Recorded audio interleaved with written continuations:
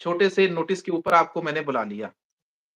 धन्यवाद वीर भाई जी। साहब, आज के वीर जी मामले हैं, एक तो पीलीभीत के अंदर सिखों का एनकाउंटर हुआ, ये नकली था, असली था, इसके बारे में आपसे जी, जानेंगे।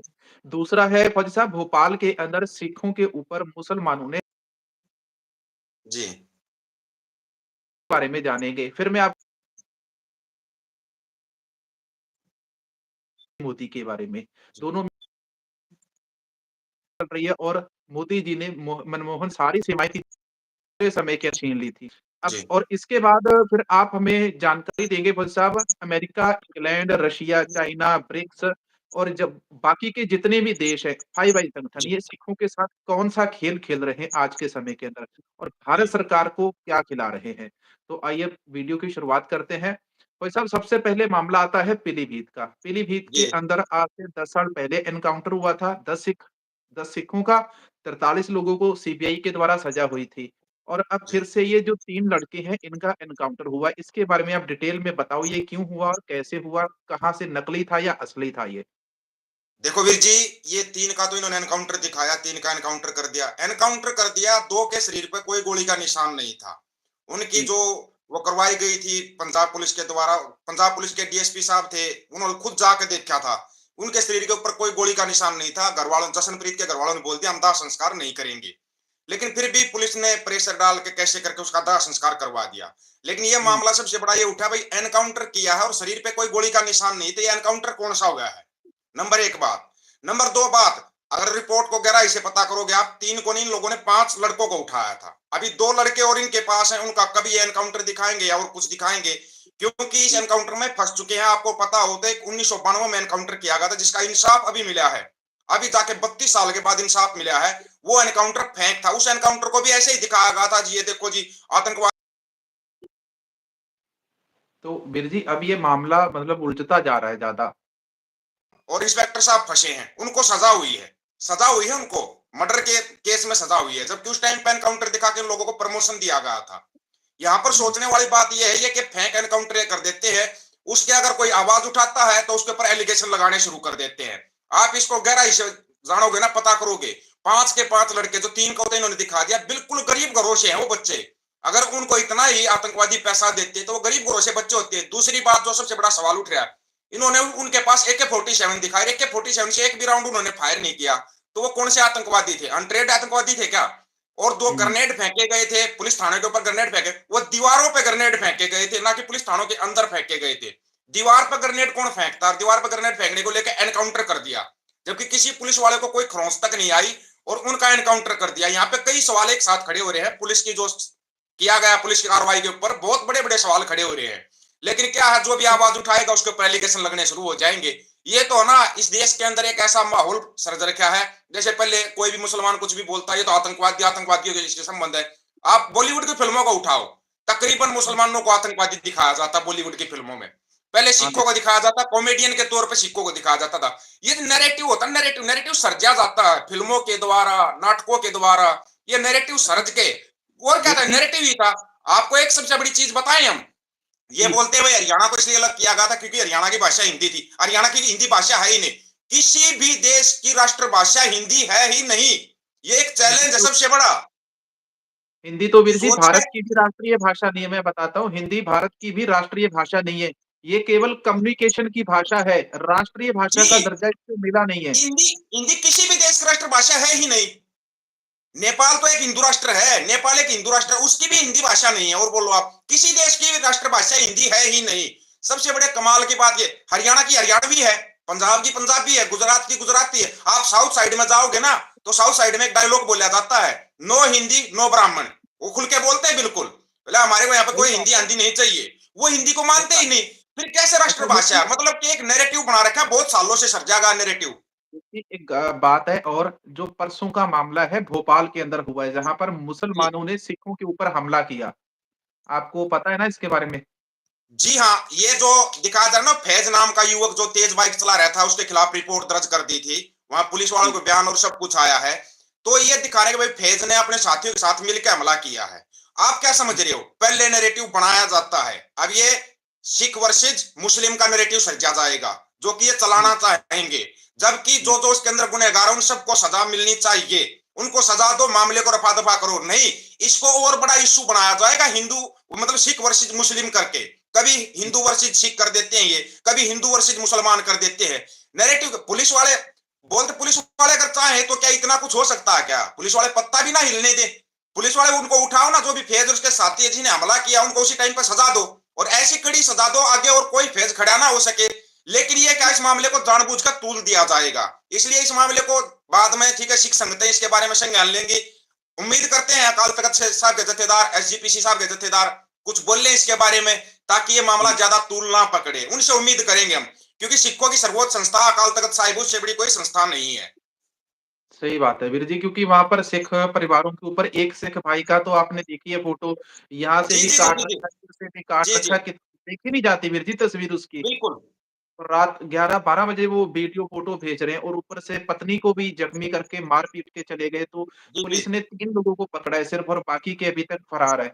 और पुलिस वहाँ जी। पर एक्शन नहीं करी। फिर कहते हैं सिखों के ऊपर भारत के अंदर जुल्म नहीं होता। राहुल गांधी ने झूठ बोला था। ये हम राहुल मामला है ना, गांधी ये को मामला, सपोर्ट नहीं करते अगर हैं। आप सोच रहे भोपाल वाला मामला यहीं तब जाएगा, नहीं, ये मामला भी यूएन में उठेगा। जैसे रांची में हुआ था ना, रांची में पुलिस वालों ने जबरदस्ती घर में घुसे थे। आपको पता हाँ, होना चाहिए वो मामला यूएनओ में पहुंच चुका है, यूएनओ में उठा दिया गया है कि सिखों के साथ जबरदस्ती की जा रही है। ये जो मामले है ना, ये सोते यहाँ पे ऐसे ही मामले चलते रहेंगे, जी नहीं। यही मामले हैं जो खालसा राज को दृढ़ता प्रदान करेंगे, ताकि खालसा राज की ज्यादा, जैसे ट्रेंट फ्रेंक्स ने बोला था ना, भाई सिखों को जी, कौन सा अधिकार मिल रहा है, इंडियन गवर्नमेंट क्या अधिकार दे रही है सिखों को? तो ट्रेंट जी, फ्रेंक्स ने गलत नहीं बोला था। बोला, मैं ट्रेंट फ्रेंक्स को, जो काकस फोर्स का फाउंडर बनाया गया है, ट्रेंट फ्रेंक्स खुश है कि मेरे को बनाया गया है ताकि हम अपनी आवाज को यूएन के अंदर उठा सके। वो यूएन में उठेगी आवाज, ये जो मामले हैं ये भी उठेंगे यूएन के अंदर, आप देख लेना। जी, जी, यूएन के अंदर सिखों की अब तो 3 जत्थेबंदियाँ हो गई हैं। पहले तो जी 1 थी और 2 थी। पहले तो वो केवल ह्यूमन राइट्स की बात करते थे या सेवा की बात करते थे। अब जी ये जी तो डायरेक्टली सिखों के हक की बात करने वाली संस्था वहाँ पर एक पहुँच चुकी है। बिल्कुल। अच्छा देखिए, बात करते हैं हमारे जो स्वर्गीय प्रधानमंत्री डॉक्टर मनमोहन सिंह जी, जी भूतपूर्व प्रधानमंत्री जो रहे हैं हमारे डॉक्टर मनमोहन सिंह जी, उन्होंने देश जी की अर्थव्यवस्था को गटर से निकाला था, गटर के अंदर जी चली गई थी। जैसी आज निर्मला सीतारमण ने पहुँचा दी है। और डॉक्टर जी जी मनमोहन सिंह जी ने लॉकडाउन के समय के अंदर एक बात बोली थी, जब उनसे पत्रकार ने इंटरव्यू किया था, उसके अंदर उन्होंने बताया कि मोदी ने आज अर्थव्यवस्था को उस जगह धकेल दिया है, जहाँ से हम निकाल कर लाए थे। और जी मोदी ने मैं अर्थव्यवस्था को सही दिशा की तरफ ले जा रहा था, मोदी उससे उल्ट दिशा की तरफ लेकर जा रहा है। और जी हाँ। देखिए इसके ऊपर कुछ लोगों ने कंपैरिज़न की बात की, कौन-सा प्रधानमंत्री अच्छा था? आपको वीर जी कौन अच्छा लगता है दोनों के अंदर? किसका ऐसा कार्यकाल वीर सही? जी, सरदार डॉक्टर मनमोहन सिंह जी वो थे अर्थशास्त्री। अभी हमारे पास एक अनर्थशास्त्री, और अनर्थशास्त्री हमेशा नुकसान ही करता है, फायदा नहीं करता।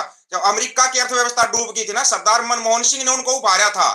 खुद अमेरिका वालों ने, आप जाके देखो बीबीसी के ऊपर बयान है अमेरिका के मंत्रियों के, कि हमारे देश को अगर कोई बचाने वाला था तो वो थे सरदार डॉक्टर मनमोहन सिंह जी, जिन्होंने हमारे को बचा, क्योंकि वो एक बहुत बड़े अर्थशास्त्री थे। और एक हमारे पास अनर्थशास्त्री, आपको पता हो आज के टाइम डॉलर की क्या कीमत है? 85.50 रुपए, हुँ। 85.5 के पार हो गया है। और जल्दी ही डॉलर शतक भी मार देगा, लेकिन कोई मुंह नहीं खोल रहा। एक अपने ताई है, वो इतना जीएसटी लगा रही है, वो 700 पे जीएसटी बाकी है, बस वो 700 के ऊपर जीएसटी लगने वाला है। मैं पहले बता दें, हर चीज के ऊपर जीएसटी, हर चीज के ऊपर जीएसटी। ये कर सही क्या बात रहे है। हैं? ठीक है भाई, ये बोलते हैं हम 5 ट्रिलियन इकोनॉमी की तरफ बढ़ रहे हैं। अरे हुँ, इकोनॉमी, रुपया गिर रहा है। खुद प्रधानमंत्री जो है अपने मोदी जी का बयान था, रुपया उसी देश का गिरता जिस देश की सरकार गिरी हुई होती है। अब तो 85.5 के पार पहुंच गया डॉलर, अब कौन सी सरकार गिरी हुई है? मोदी साहब बोलते हैं दिल्ली की सरकार गिरी हुई है इसलिए रुपया गिरा। उस टाइम तो 62.50 पे ही हुआ था, अब 85.50 पे पहुंच गया। अब ये इतनी वीर ज्यादा जी, गिरी हुई एक सरकार चीज़ हमारे को नहीं सुनाता हूँ पता मैं कहाँ आपको। है। वीर जी, एक चीज़ सुनाता हूँ जो आपने अभी बताया ना, ये वाला कि बराक ओबामा ने बोला था आप हमें लीड करो। तो जी20 सम्मेलन था, उसके अंदर उन्होंने बोला था। बाकी जी सारे देशों के प्रधानमंत्री, राष्ट्रपति वहाँ पर पहुँचे थे और बराक ओबामा वहाँ पर कहते हैं कि भाई डॉक्टर मनमोहन सिंह जी, आप हमारी इस सभा को लीड करिए और हमें हमारा मार्गदर्शन जी कीजिए कि हम हमारी अर्थव्यवस्था को कैसे ठीक कर सकते हैं। इसकी वीर जी जी ऑडियो भी सुना देता हूँ, एक बड़े सीनियर पत्रकार हैं, उन्होंने ये बातें बोली हैं। उनको सुनना बहुत मुश्किल होता था, बिल्कुल कान लगा के सुनना पड़ता था। वो क्या कहते हैं, बहुत सीवियर डायबिटिक थे, हार्ट का तो उनको प्रॉब्लम था ही, तो उनको बीच में डेंगू हो गया था। बहुत उनकी बुरी हालत थी, लेकिन मैं जब आता था, कुछ सीख के आता था, कुछ साथ लेके आता था। आपको आवाज़ आ रही है? ये बहुत कम ऐसे राजनीतिक हैं वो चलिए एक सवाल थोड़ा सा जावेद साहब एक सवाल हो सकता है, ये मौजूद ना हो, लेकिन सवाल होता है। मनमोहन सिंह का जो एडमिनिस्ट्रेशन था, मनमोहन सिंह का एडमिनिस्ट्रेशन, मैं गवर्नेंस की बात कर रहा हूँ, और मोदी का जो एडमिनिस्ट्रेशन, इसमें आपको बुनियादी फर्क क्या दिखता है? सुनो, बुनियादी फर्क ये है कि वो तमाम प्रत्येक हिंदुस्तानी नागरिक को हिंदुस्तानी मानते थे, अपना मानते थे, जो भी कानून बनाते थे ये मद्देनजर रखे कि सबसे ज्यादा फायदा हो और गरीब लोगों का फायदा हो। वो हिंदुस्तानियों को इस नजरिए से नहीं देखते थे। वो अपनों में अपने हो गए नहीं था, भेदभाव नहीं करते थे, वो सबको साथ लेके चलने की। चलो तो इसको बाद में किसी साथी को चाहिएगा मांग लेगा, पहुंचा देंगे उसके पास ये ऑडियो, ज्यादा लंबा हो जाएगा फिर। बिल्कुल वीर जी, बिल्कुल वीर जी इसके बाद अब डॉक्टर मनमोहन सिंह जी ने बहुत सारे अच्छे काम किए। देखो, हाँ, जी। गलत भी हुए थे, सरकार के अंदर हाँ। फैसले तो गलत भी होते थे। ये नहीं कि सब जी। कोई सारे सही काम अच्छे किए होते। अगर सारे अच्छे किए होते तो उनको कुर्सी जाती ना, सरकार जाती ना कांग्रेस की। जी। लेकिन मोदी के सामने अगर देखा जाए तो मोदी का कद ज़ीरो है उसके सामने। हाँ, जीरो डॉक्टर से भी मनमोहन माइनस में सिंह है, जी उनकी फिर बराबरी भी नहीं हो सकती। एक चीज़ मैं बताता हूँ और मोदी को लोग ना ज़्यादातर इसलिए पसंद करने लगे क्योंकि ये प्रधानमंत्री हिंदी के अंदर भाषण देता था। और डॉक्टर जी। मनमोहन सिंह जी ये पढ़े-लिखे इंसान थे।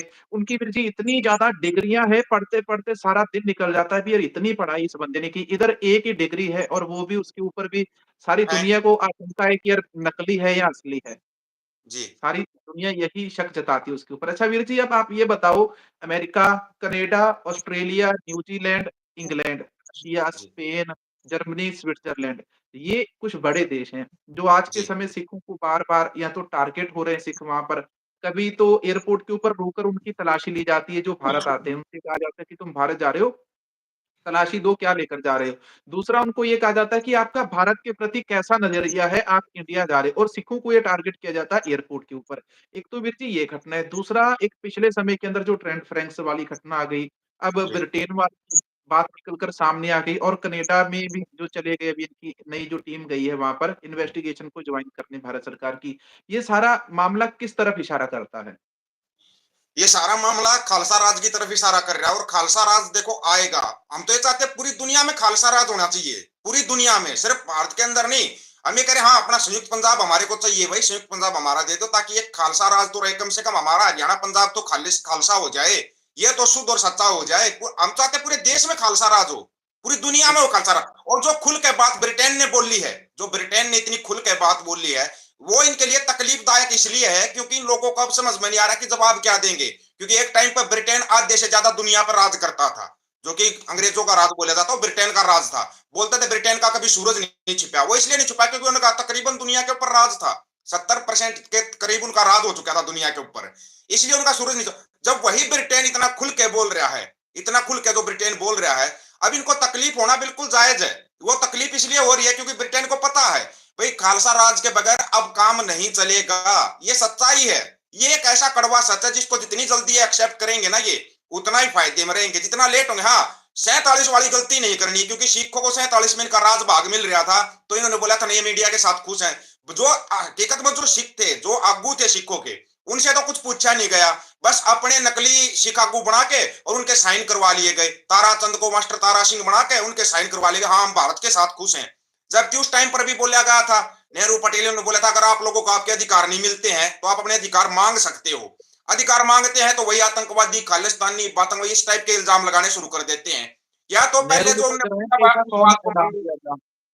नेहरू ने तो जराइम पेशा कौम बताकर तो बड़े आईपीएस, आईएएस अफसर को ही उस समय नौकरी से निकाल दिया था कुछ दिनों जी के हाँ। बाद ही बिल्कुल। जी, अब यही जराइम पेशा जब भी देश के ऊपर मुसीबत आती है तो यही जराइम पेशा कौम उनको चाहिए आगे, वही लोग योग चाहिए। क्योंकि इनका जो डीएनए है ना, जो अभी राज कर रहे हैं, इनका डीएनए बाहरी है, और हकीकत में जो यहाँ का डीएनए वो सिखों और जाटों का है। हम बिल्कुल खुल के बोलते हैं इसमें कोई जातिवाद नहीं है, क्योंकि ये अलग हमारे को करते हैं, अलग करते हैं। जबकि जाट और सिख का एक डीएनए आप कभी भी उठा के देख लेना। सिक्की क्यों अच्छी है? क्योंकि सिक्की इसलिए थी कि इसके अंदर ये जात पात का जो जहर घोला जाता है ये खत्म हो जाता था। सिख सिख होता है, यहाँ की मजहबी सिख अलग है, रामदास या सिख ना, नहीं नहीं, सभी सिख है, सभी गुरु के सिख हैं। हम उनको अलग नहीं मानते, कोई सोचता अलग मानते, नहीं अलग मानते, हम सब एक थे, एक हैं, एक रहेंगे। सिर्फ बचना है ये राजनीति, गंदी राजनीति करने वालों से बचना है। इनसे बच जाओगे तो हम एक रहेंगे, क्योंकि ये फिर खेल खेलने लगे। अभी मुस्लिम वर्सेस सिख ये जो नैरेटिव सर्ज रहे हैं, पहले हिंदू जी। वर्सेस सिख का नैरेटिव सर्जा, इस नैरेटिव से बचना पड़ेगा। ये अपील बार बार की गई है सिखों से। वीर जी एक मैं यहाँ पर छोटी-सी रिक्वेस्ट करना चाहूँगा कि भाई आप सुपर थैंक्स डोनेट करके हमें जी। सपोर्ट कर सकते हैं और गूगल पे वाला जो नंबर है भाई वो डिस्क्रिप्शन के अंदर दिया हुआ है। इसके अलावा किसी ने व्हाट्सएप करना हो तो वो नंबर भी मैंने डिस्क्रिप्शन बॉक्स के अंदर दिया हुआ है।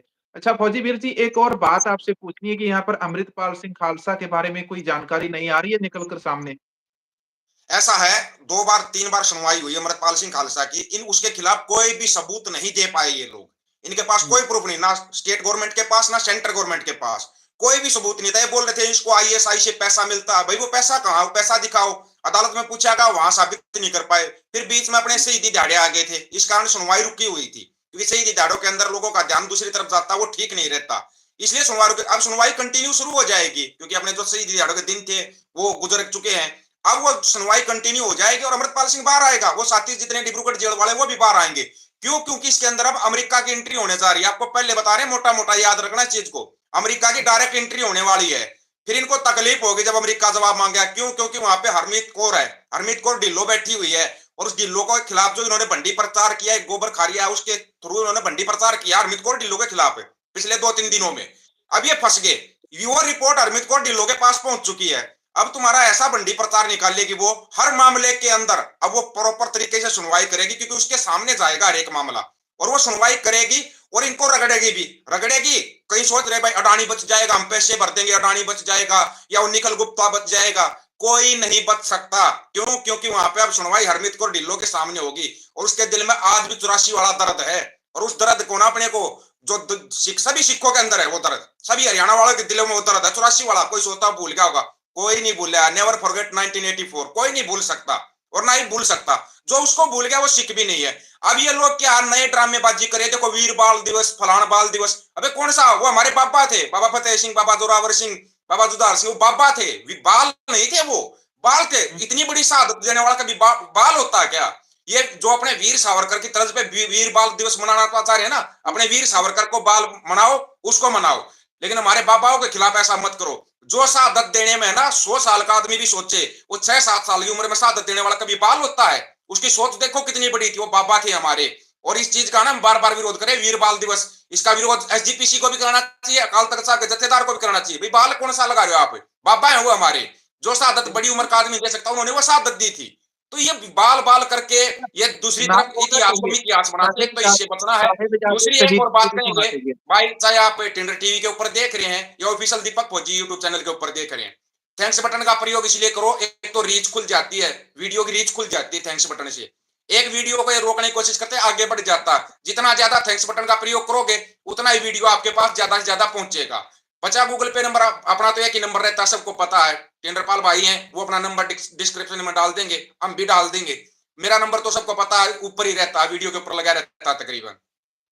इतना जरूर वीर जी कहेंगे, आप लोग हेल्प जितनी कर सकते हो जरूर से जरूर करें, चाहे आप टिंडर टीवी पे देख रहे हैं या ऑफिशियल दीपक फौजी यूट्यूब चैनल पे देख रहे हैं। जितना ज्यादा आप हेल्प करोगे उतनी ही ज्यादा अच्छे तरीके से अच्छे अच्छे वीडियो आपके पास, अच्छी अच्छी जानकारी आपके पास पहुंचती रहेंगी।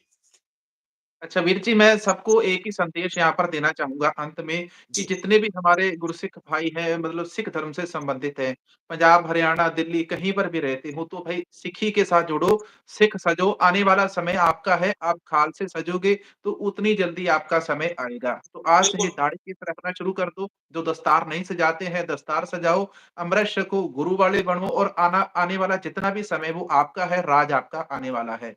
फौजी वीर देखो जी जैसे मेरे जैसा आदमी है बड़ा-बड़ा भाई, जिसको गुरु धन्यवाद ग्रंथ आप साहिब के बारे में बिल्कुल या किसी चीज के बारे में नॉलेज नहीं है ना, तो वो भी अगर आप सिर्फ आप और कुछ नहीं कर सकते ना, सिर्फ वाहे गुरु जी वाहे गुरु का जाप करो आप, तो भी आपके दिल को शांति मिलेगी, सुकून मिलेगा आपके दिल को। आप करके देखना सुबह सुबह वाहे गुरु का जाप करके देखना। आप धीरे धीरे आप जपजी साहिब और ये सब कुछ सीख लोगे ना, फिर तो बिल्कुल, आप बन ही गए, गुरु के नजदीक पहुंच गए, आप गुरु के शिख बन गए। और गुरु ग्रंथ साहिब से बड़ा कोई गुरु नहीं है इस दुनिया के अंदर, इस ब्रह्मांड के अंदर। आपके पास सबसे बड़ा गुरु है गुरु ग्रंथ साहिब जी। उसके जितना ज्यादा नजदीक लगोगे उतना अच्छा आपको जीवन जीने की कला आएगी। तो इसी के साथ इजाजत चाहेंगे हम भी सभी साथियों को। राम राम, बहुत-बहुत नमस्कार, धन्यवाद। आदाब, सत श्री अकाल। तो वीडियो को तो ज्यादा मैं से ज्यादा शेयर, चैनल को सब्सक्राइब और बेल आइकन को जरूर दबाना करूँगा। दोस्तों। ਜੀ, ਮੈਂ ਤੁਹਾਨੂੰ ਇਹੀ ਵੀਰ ਜੀ ਕਹਿਣ ਲੱਗਿਆ ਸੀ ਵੀ ਲਾਸਟ ਦੇ ਵਿੱਚ ਸਾਰਿਆਂ ਨੂੰ ਤੁਸੀਂ ਕੀ ਸੰਦੇਸ਼ ਦੇਣਾ ਚਾਹੋਗੇ? ਤੁਸੀਂ ਪਹਿਲਾਂ ਹੀ एक ही ਦੇ ਦਿੱਤਾ। संदेश है, 47 वाली गलती दोबारा मत करना, अपना राज अपना बाग, राज बिना ना धर्म चले है, धर्म बिना सब दले मले है, ये सच्चाई है, अपना राज अपना ही होता है। ਵਾਹਿਗੁਰੂ ਜੀ ਕਾ ਖਾਲਸਾ, खालसा ਵਾਹਿਗੁਰੂ ਜੀ वाहिगुरु ਕੀ जी ਫਤਿਹ। की फतेह। ਬਹੁਤ-ਬਹੁਤ ਧੰਨਵਾਦ ਵੀਰ ਜੀ ਤੁਹਾਡਾ ਵੀ ਔਰ धन्यवाद ਸਾਰੇ गुरु जी। ਸਰੋਤਿਆਂ ਦਾ ਵੀ, ਜਿਹੜੇ ਸਾਨੂੰ ਦੇਖਣ ਆਏ ਨੇ ਔਰ ਆਪਣਾ ਕੀਮਤੀ ਸਮਾਂ ਦੇਣ ਵਾਸਤੇ ਆਏ ਜੀ। ਧੰਨਵਾਦ। जी, धन्यवाद।